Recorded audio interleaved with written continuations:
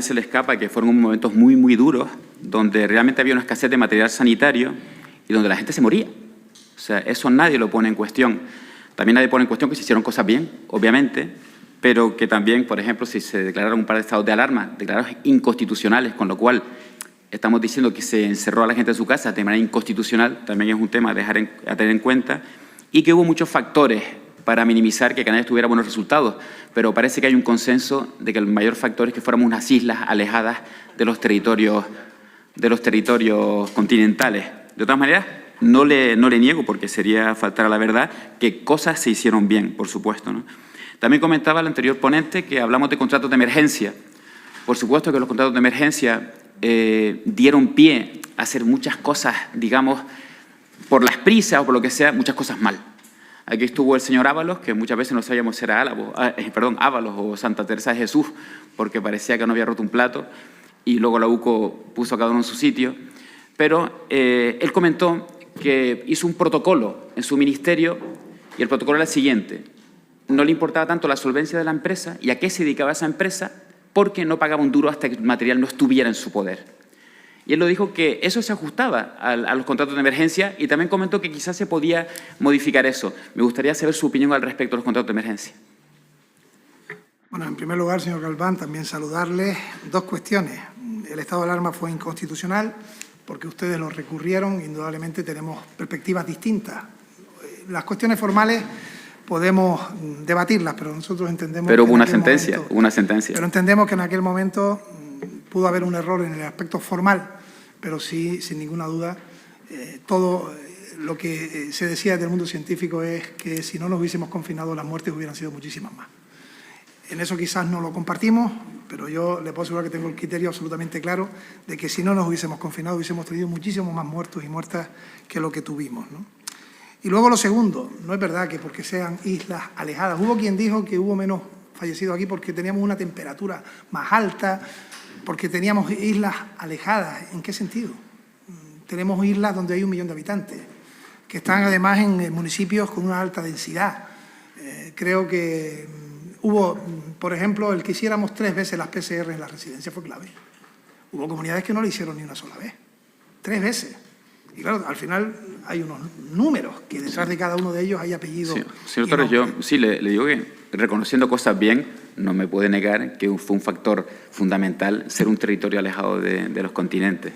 Yo no lo comparto. Yo creo que eso hubo momentos en donde, siendo el mismo territorio alejado, teníamos mayor índice que otros territorios peninsulares, ¿no? Creo que hay que verlo en el conjunto, y en el conjunto termina pues dando unas cifras finales, ¿no? Y con respecto a los contratos de emergencia, se hizo un protocolo y lógicamente se tuvo que adaptar absolutamente todo. Lo he respondido antes. Empezamos centralizando las compras, luego cada territorio tenía que hacer sus compras. Ahí está el Tribunal de Cuentas que analiza las actuaciones de las distintas comunidades. Hay quienes hacían contratos de emergencia y, por supuesto, ha podido haber desalmados que se hayan beneficiado de manera ilegal. Y aquí vuelvo a decir que el que lo haya hecho, que lo termine pagando. Lo que no puede ser es que paguen justos por pecadores. Sí. Porque hay que ver quién realmente es el que ha sido un desalmado. Sí, retomando sus palabras, aquí parece que ya se ha dictado sentencia en esta comisión de investigación. Tenemos a Ana María Pérez por un lado y el señor Conrado Domínguez por otro. Parece que ya se acaba ahí las responsabilidades. Aquí no estamos para juzgar a nadie, el presidente siempre me lo recuerda, bien hecho, presidente, pero estamos para buscar responsabilidades políticas. Entonces estuvieron aquí 2 consejeros de sanidad, que fueron la señora Teresa Cruz y el señor Blas Trujillo. Y la señora Teresa Cruz dijo una frase a una pregunta que le hice a ver qué le parece a usted. Si cae Ana María, caigo yo; si cae el señor Conrado, caigo yo. Ella entendía que sí que había que asumir responsabilidades políticas. Y el señor Blas Trujillo comentó que ya se habían asumido responsabilidades políticas porque el PSOE estaba en la oposición. Palabras de él. Entonces, por ejemplo, la duda que me surge a mí, que le quiero preguntar, si algo tan importante como una sentencia del Constitucional, de los estados de alarma declarados constitucionales, que no hubo ningún tipo de responsabilidad política, ¿qué opina usted, por ejemplo, al señor Conrado Domínguez, quién le puso en su cargo? Lo que hayan opinado otras personas, lógicamente, son ellos dueños y dueñas de sus palabras, ¿no? El señor Conrado Domínguez, y termina usted interviniendo por ahí, como saben, fue miembro del gobierno y también dejó de estar en el gobierno del Pacto de las Flores, ¿no? Por tanto, sí que hubo responsabilidades políticas, ¿no? A la vez que hay que tener presunción de inocencia, ¿no? Están en una situación de investigados, como lo están también muchos otros cargos intermedios y altos de otras comunidades autónomas. y, por tanto, que la justicia investigue y que termine, ¿no? Porque en muchas ocasiones se suele condenar, lo decía usted, además son palabras suyas, de manera apresurada, ¿no? Dejemos que la justicia avance, camine, dé los pasos y finalmente que se culmine en si se hicieron las cosas bien o mal por parte de esos responsables políticos. Sí. Las responsabilidades políticas las decide la ciudadanía, señor Galván. Y después de la gestión de la pandemia hubo unas elecciones. Y es verdad que el Partido Socialista pasó a la oposición, pero el Partido Socialista ganó las elecciones en Canarias. Y el presidente de Canarias, que era quien le habla, se presentó a la reelección en la urna de la votación para la circunscripción autonómica. No solamente no bajé en votos, sino que aumenté en votos, siendo mayor la diferencia incluso que tenía 4 años atrás con el actual presidente de Canarias. Pero eso es la ciudadanía, otra cosa es, lógicamente, sí, por eso yo no, lo que decide por eso no el Parlamento. compartí, disculpe, no compartí con el señor Trujillo que ya se habían asumido responsabilidades, porque yo creo que todavía están muchas por aflorar. Pero claro, la pregunta es, el que puso a Conrado Domínguez, si ya se da por hecho, lo han dado bastantes, digamos, ponentes que se han sentado ahí, comparecientes, se da por hecho que él es uno de los máximos responsables de esta trama, de estos 4 millones de euros, de RR7, que se pagaron, si le hicieron material, se pagaron primero 2, que se le dio el botón para otros 2 sin tener la mercancía. O sea, la verdad que fue un desastre que usted dice que se ha enterado por la prensa, pero seguro que cuando lo leyó se quedó asombrado como nos hemos quedado todos. De todas maneras, quien puso a Conrado Domínguez, nosotros creemos que es responsable político. Y la pregunta es, ¿qué es lo que pasa en este país? Para que, por ejemplo, vemos en otras democracias donde cuando una persona plagia una página de su tesis, dimite como ministro, ¿no? Y en el país que tenemos aquí, pues un presidente del gobierno le hace la tesis completa o dice que no pactará con Bildu o con Podemos y pacta, o que no amnistará amnistía, o que no indulte. Ese tipo de cuestiones que no se le cae la cara de vergüenza a quien lo hace. ¿Qué ha pasado en este país para que no se asuman responsabilidades políticas, don Ángel Víctor? Sí se asumen responsabilidades políticas porque nos presentamos a las elecciones. Y esta última cita electoral, la del año 2023, habló de las elecciones generales de un arco parlamentario que dio el gobierno actual, que por cierto ustedes dicen que es ilegítimo, que es ilegal, lo atacan por mar, tierra y aire. Su manera de ver la realidad y la vida es absolutamente opósita a la que la veo. Gracias a Dios, sí. Somos absolutamente contrarios. Ustedes opinan que los menores inmigrantes que llegan a Canarias o son deportados a sus países o se quedan en Canarias. Pero eso lo dicen ustedes, los diputados de Vox de Canarias. Claro.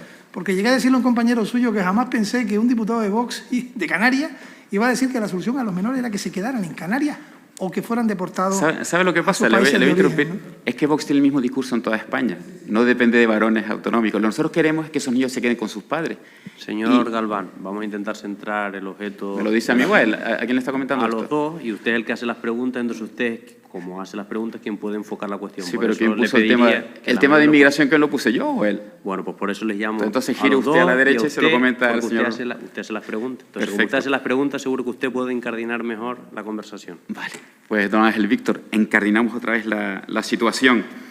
Yo le decía que en esta situación de corrupción generalizada que tenemos en España, donde nadie asume responsabilidades políticas, corremos el riesgo de caer en manos de ese gobierno que usted dice que nosotros decimos ilegítimo. Sí. ¿Por qué? Porque no cumplió lo que dijo en campaña electoral mintiendo a los electores. Y ahora estamos en manos de Bildu, del PNV, de Junts, por esos casos de corrupción. Ya han dicho, hay algunos partidos que se quieren alejar, pero otros no. Por eso mi pregunta era de que esa situación, esa corrupción sistémica, está perjudicando a la hora de asumir responsabilidades políticas. Ya sé que usted tiene su profesión, usted no podría volver a dar clases, pero hay muchos que están, en su caso, que no tienen dónde ir, y por eso creemos que es un mal sistémico de la política, del bipartidismo, donde no se asumen responsabilidades políticas porque la gente no tiene dónde regresar y se agarran a un cargo e intentan repartir responsabilidades. Me gustaría, por favor, centrándonos en el tema para que el presidente nos llame la atención, ¿por qué cree usted que no hay que asumir responsabilidades políticas más allá de Ana María Pérez y Conrado Domínguez? En el caso concreto de Conrado Domínguez, y repito, presunción de inocencia siempre, está la labor realizada en distintas áreas por parte de Conrado Domínguez y con distintos gobiernos. Dejó de estar en el gobierno de Canarias, por tanto se asumieron responsabilidades políticas, ¿no? Y vuelvo a repetir, las responsabilidades políticas las decide la ciudadanía. Usted vuelve a hablar de gobiernos ilegítimos. Yo no quiero salirme del objeto de esta comparecencia, pero le tengo que responder. Como decía, representamos cosas absolutamente contrarias, ¿no? Ustedes han sido capaces de decir este fin de semana que el presidente del Gobierno de España es un hijo de puta. Lo han dicho ustedes. Perdón, vamos a centrar. Vamos a reconducir, señor Galván. ¿Quiere que dé mi opinión sobre si es un hijo de puta el presidente del gobierno? No, prefiero que no y que se centre en seguir preguntando, que le quedan 5 minutos. Vale, no vale. Pues sí, yo le voy a hacer más preguntas. Una que me gustaría, para centrar el tiro, luego si quiere usted debatimos y yo sin problema ninguno. ¿Por qué fue relevada la consejera Teresa Cruz? Porque ella puso de manifiesto aquí, en esta Cámara, que veía tintes machistas en la decisión de relevarla, ¿no? Y, bueno, sin ánimo de irme otra vez, no, me voy a... Vale. ¿Por qué fue relevada la consejera Teresa Cruz, señor Ángel Víctor? Bien, Teresa Cruz fue nombrada consejera del Gobierno porque así lo decidí yo, igual que el resto de los miembros de mi organización política. Y en un momento determinado también entendí que debía salir del Gobierno de Canarias porque era un momento muy complejo en el que entendíamos había que hacer un trabajo de conjunto, de equipo, y hubo dificultades con su equipo para poder caminar en ese sentido y tomé esa decisión. Del mismo modo que digo que es una persona de una tremenda validez, que tendrá seguro responsabilidades altísimas, que forma parte de mi dirección de partido y que es una persona que tiene ahí también una trayectoria a sus espaldas. En ocasiones se producen ceses en los gobiernos. Es llamativo, ¿no? Porque se han producido ceses en el actual gobierno de Canarias, porque así lo han decidido el gobierno. O el gobierno anterior al mío también cesó a una consejera, ¿no? Son decisiones que toma un gobierno porque entiende que las debe tomar, ¿no? Claro, pero lo que pasa es que lo que ella alegó, los argumentos, era si usted me los podría afirmar o negar, ¿no? Que era por tema de machismo, enfrentamientos entre el gobierno, porque ella era mujer, comentó aquí. Yo acabo de exponer cuál fue la razón y también, y vuelvo a ratificarlo, su valía y su capacidad. Vale, no voy a entrar porque ya lo ha dicho usted, me parece que esta es su cuarta comparecencia, comentó, ¿no? Si usted conoce o no conoce, la quinta. Si usted conoce o no conoce a Aldama, si usted se vio con él, si se mandaron mensajes, si usted mandó mensajes y luego lo borró. Sé que la UCO parece que según el medio de comunicación, está haciendo un informe acerca de usted y sobre esos mensajes. ¿Tiene algo que decirnos acerca de eso o simplemente cree que la UCO será su informe y no se verá nada? ¿Pondría la mano en el fuego usted, por usted mismo? Porque digo, hoy en día poner la mano en el fuego para alguien del PSOE, tenga cuidado que se puede quemar. El chascarrillo final, yo le puedo asegurar que no pondría la mano en el fuego en defensa de la justicia, de la igualdad, del desarrollo de los pueblos, de la convivencia a casi ningún miembro de su partido político y con algunos tengo buena relación. Vamos a ver. Perdón, para hacer una puntualización. Nosotros creemos en eso. Indudablemente ustedes creen en lo que creen. Pero por favor, si me contesta que el presidente dice que no podemos salir pero por eso ustedes practican claramente la xenofobia, la homofobia y son reminiscentes de la época de la dictadura. Vamos a intentar centrarnos. Pero respondiendo a lo que usted me dice, miren, en el Senado llegué a decir, porque claro, cuando te hacen preguntas capciosas tienes que tener respuestas también acorde a la pregunta, ¿no? Que no me van a entrampar diciendo, ¿usted alguna vez se reunió? Yo no voy a decir que no me reuní. No, esa parte yo le he dicho que no, que ya la he contestado. ¿Se me deja responder? Pero no, sobre Aldama. Sobre lo de la UCO, No, usted me ha preguntado por Aldama, la UCO, voy a responderle a todo. Sobre si yo me reuní o no, miren, yo no le voy a responder si me reuní ni siquiera con el hombre o la mujer invisible. Porque resulta que luego te encuentras con alguien en el aeropuerto, yo, usted o cualquiera, pero lo utilizan después de manera malévola, ¿no? Yo con el señor Aldama, como dije y vuelvo a decirlo hoy, yo no tengo ninguna relación con él, porque si la tuviera, que dice él que la tiene, pues tendrían que aflorar decenas de mensajes, ¿no? Múltiples llamadas, encuentros que se multipliquen por varios números. De eso no hay absolutamente nada. Por eso me alegró que el juez Puente le diera 10 días al señor Aldama cuando hizo acusaciones gravísimas contra mí para que mostrara las pruebas de que Ángel Víctor Torres había estado con mujeres prostituidas que no son más que víctimas de una situación absolutamente lamentable o que estuviese en piso o que había pedido mordida. Presentó las pruebas, señor Galván.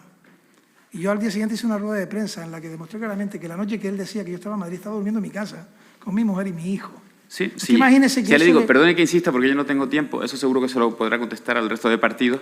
Yo ya le dije que no, eso ya le había oído la contestación que dio, o sea que no me preocupa eso, me preocupa el informe de la UCO que va a ser sobre usted, si cree que va a sacar algo. Ese informe de la UCO que va a salir, se entiende, es de la misma fecha en la que ese juez le pide al señor Aldama que presente sus pruebas en 10 días y lo que pide es que salgan todas las conversaciones. Yo deseando que salga, ¿saben por qué? Porque no van a encontrar ningún audio, ningún mensaje, ninguna actuación de Ángel Víctor fuera de la legalidad, ni con mujeres explotadas sexualmente, ni con pisos, ni con mordidas, porque desprecio la corrupción, la persigo. la perseguiré siempre, antes, hoy y en el futuro, porque es lo que justamente nos afecta y nos aleja de la ciudadanía, porque creo en la democracia y en la política y en la honradez de la mayoría de los representantes políticos, también de su formación política, de todas. Lo creo sinceramente. Y creo que nos estamos haciendo un daño tremendo. Por tanto, pues, todos sí. los que están deseando, casi salivando, que a ver si realmente aparece Ángel Víctor con mujeres explotadas, con pisos, con patrimonio, les tengo que decir, señor No, Galván, para eso hay que ser secretario general del PSOE. Usted en el momento no lo es. hombre, yo creo que eso es una falta de respeto. Ah, bueno. Hombre, me acaban de llamar, ¿qué me dijo? ¿Racista? ¿Homófobo? No, usted no. Al grupo parlamentario, ¿no? ¿O Y a Vox? señor Galván, Por eso- reconduzca la cuestión, siga preguntando. Reconduzco que la cuestión. Le queda poco tiempo. Desde una pregunta de una persona que tiene un grupo que no es ni racista ni homófobo y, por supuesto, son más feministas que lo que se van por ahí, se reparten cromos de mujeres, pues seguimos en la misma de que no vemos que haya responsabilidades políticas. Hemos visto que saldrá un dictamen dentro de poco poniendo el cortafuegos en el señor Domínguez y Ana María Pérez. Nosotros creemos que sí que había que asumir responsabilidades políticas, de aquella persona que puso en esos puestos, al señor Domínguez, por ejemplo, que lo puso, que él siguió, me parece que siguió unos meses más, ¿no? Después de salir el caso de Mascarilla, siguió hasta que usted se reunió con él y dijo que dimitiera, pero creemos que eso no es lo que quiere la ciudadanía. Habla usted de las elecciones, ahora veremos, y oye, nos han puesto a nosotros aquí, veremos lo que nos ponen en el futuro y a ustedes también. Pero lo que queremos nosotros es que sí que había que haber asumido responsabilidades políticas, don Ángel Víctor, y hubiera sido un buen mensaje que realmente alguien lo hiciera. En este caso creemos que le hubiera correspondido a usted dimitir como presidente por lo que estaba pasando con alguien puesto a dedo por usted.